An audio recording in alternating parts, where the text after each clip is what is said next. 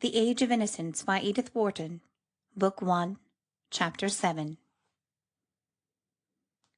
Mrs. Henry van der Luyden listened in silence to her cousin Mrs. Archer's narrative. It was all very well to tell yourself in advance that Mrs. van der Luyden was always silent, and that though non-committal by nature and training, she was very kind to the people she really liked.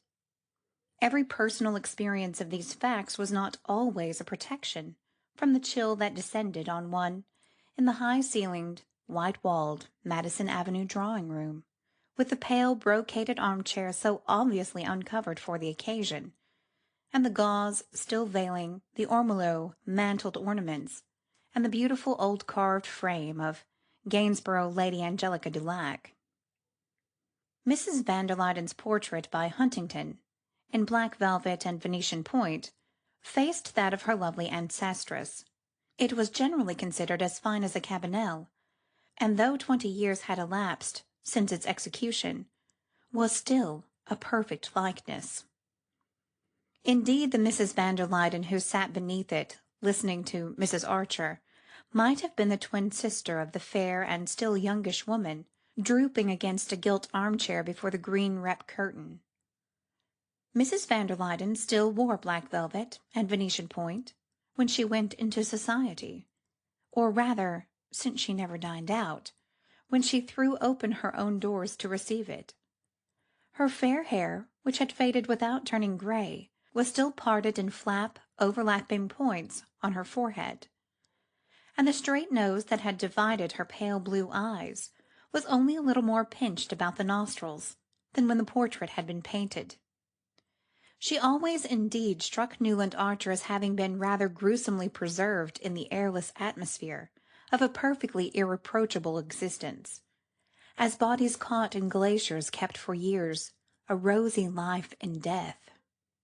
Like all his family, he esteemed and admired Mrs. van der Luyden, but he found her gentle, bending sweetness less approachable than the grimness of some of his mother's old aunts, fierce spinsters who said no on principle before they knew what they were going to be asked. Mrs. van der Luyden's attitude said neither yes nor no, but always appeared to incline to clemency till her thin lips, wavering into the shadow of a smile, made the almost invariable reply, "I shall first have to talk this over with my husband." She and Mr. van der Luyden were so exactly alike that Archer often wondered how, after 40 years of the closest conjugality, two such merged identities ever separated themselves enough for anything as controversial as a talking over. But as neither had ever reached a decision without prefacing it by this mysterious conclave, Mrs. Archer and her son, having set forth their case, waited resignedly for the familiar phrase. Mrs. van der Luyden, however, who had seldom surprised anyone, now surprised them by reaching her long hand toward the bell-rope. "I think," she said, "I should like Henry to hear what you've told me." A footman appeared, to whom she gravely added, "If Mr. van der Luyden has finished reading the newspaper, please ask him to be kind enough to come." She said, "Reading the newspaper," in the tone in which a minister's wife might have said, presiding at a cabinet meeting, not from any arrogance of mind, but because the habit of a lifetime, and the attitude of her friends and relations, had led her to consider Mr. van der Luyden's least gesture as having an almost sacerdotal importance. Her promptness of action showed that she considered the case as pressing as Mrs. Archer, but lest she should be thought to have committed herself in advance, she added with the sweetest look, "Henry always enjoys seeing you, dear Adeline, and he will wish to congratulate Newland." The double doors had solemnly reopened, and between them appeared Mr. Henry van der Luyden, tall, spare, and frock-coated, with faded fair hair, a straight nose like his wife's, and the same look of frozen gentleness in eyes that were merely pale grey instead of pale blue. Mr. van der Luyden greeted Mrs. Archer with cousinly affability, proffered to Newland low-voiced congratulations couched in the same language as his wife's, and seated himself in one of the brocade armchairs, with the simplicity of a reigning sovereign. I had just finished reading the Times, he said, laying his long fingertips together. In town my mornings are so much occupied that I find it more convenient to read the newspapers after luncheon. Ah, there's a great deal to be said for that plan. Indeed, I think my Uncle Egmont used to say he found it less agitating not to read the morning papers till after dinner, said Mrs. Archer responsively.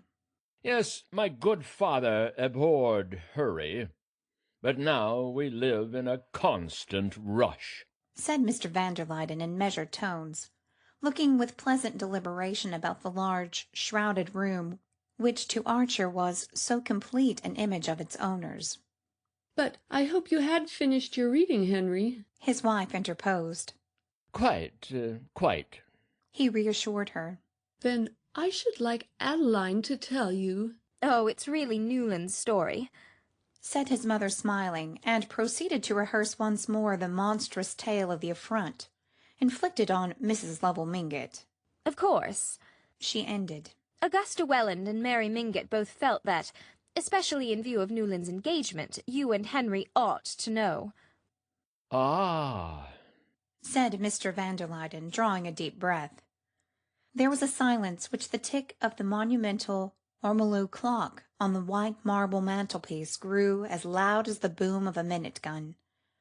Archer contemplated with awe the two slender, faded figures, seated side by side in a kind of visceral rigidity, mouthpieces of some remote ancestral authority which fate compelled them to wield, when they would as much rather have lived in simplicity and seclusion, digging invisible weeds out of the perfect lawns of Skuytercliff, and playing patience together in the evenings.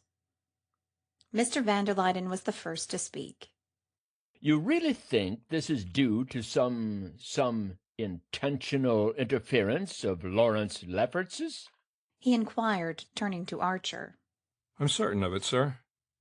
Larry has been going it rather harder than usual lately, if Cousin Louisa won't mind my mentioning it, having rather a stiff affair with the postmaster's wife in their village, or someone of that sort, and whenever poor Gertrude Lefferts begins to suspect anything, and he's afraid of trouble, he gets up a fuss of this kind to show how awfully moral he is, and talks at the top of his voice about the impertinence of inviting his wife to meet people he doesn't wish her to know.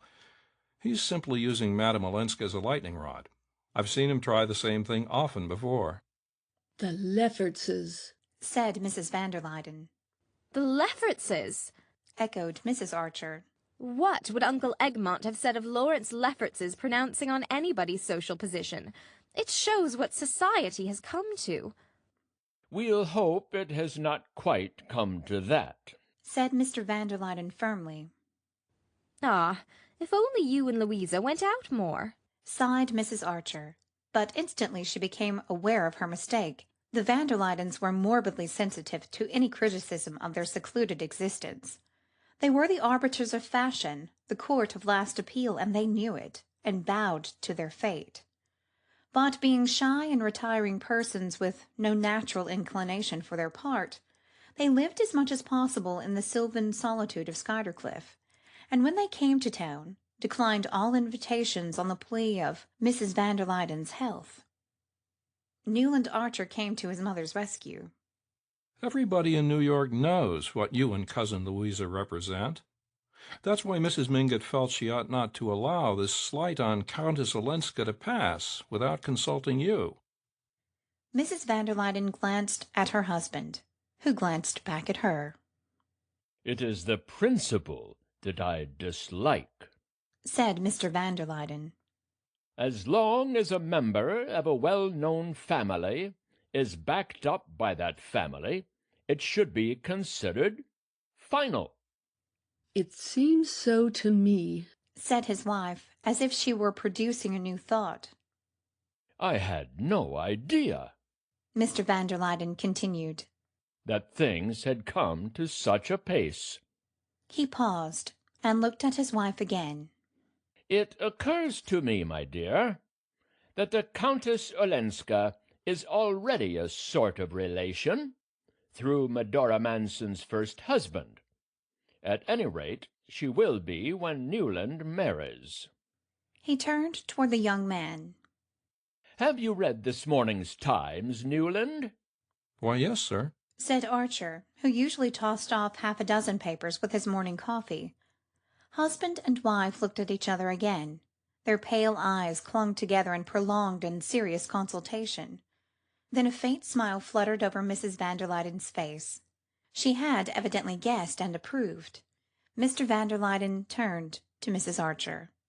"If Louisa's health allowed her to dine out, I wish you would say to Mrs. Lovell Mingott she and I would have been happy to fill the places of the Lawrence Leffertses at her dinner." He paused to let the irony of this sink in. As you know, this is impossible. Mrs. Archer sounded a sympathetic assent. But Newland tells me he has read this morning's Times. Therefore he has probably seen that Louisa's relative, the Duke of St. Austrey, arrives next week on the Russia. He is coming to enter his new sloop, the Guinevere, in next summer's International Cup race, and also to have a little canvasback shooting at Trevenna. Mr. van der Luyden paused again and continued with increasing benevolence. "Before taking him down to Maryland, we are inviting a few friends to meet him here. Only a little dinner, with a reception afterward. I am sure Louisa will be as glad as I am if Countess Olenska will let us include her among our guests."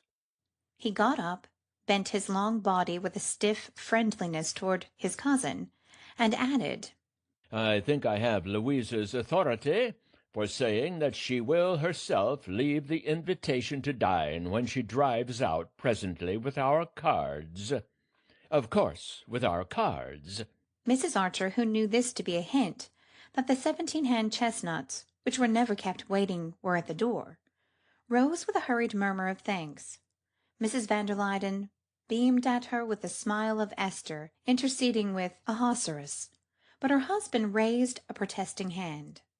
"There is nothing to thank me for, dear Adeline, nothing whatever. This kind of thing must not happen in New York. It shall not, as long as I can help it," he pronounced with sovereign gentleness as he steered his cousins to the door. 2 hours later, everyone knew that the great sea-spring barouche in which Mrs. van der Luyden took the air in all seasons had been seen at old Mrs. Mingott's door, where a large square envelope was handed in, and that evening at the opera Mr. Sillerton Jackson was able to state that the envelope contained a card inviting Countess Olenska to the dinner which the van der Luydens were giving the following week for their cousin, the Duke of St. Austrey.